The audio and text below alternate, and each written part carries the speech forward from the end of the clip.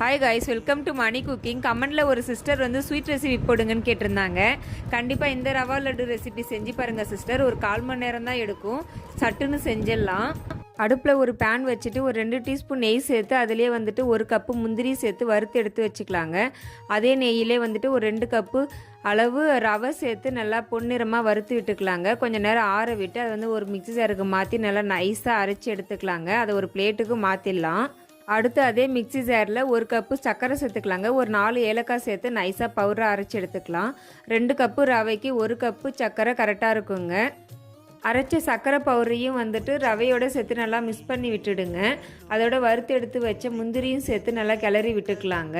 நல்லா காய வச்ச பாலை வந்துட்டு கொஞ்சம் சூட்டோடையே கொஞ்சம் கொஞ்சமாக சேர்த்து அழகாக உருண்டை பதத்துக்கு நல்லா பிடிச்சி எடுத்துக்கலாங்க. ரொம்ப டேஸ்டியான ரவா லட்டு ஒரு 1/4 மணி நேரத்துலேயே ரெடி ஆகிடுங்க. கண்டிப்பாக ட்ரை பண்ணுங்கள். எப்படி இருக்குன்றதை கமெண்டில் சொல்லுங்கள்.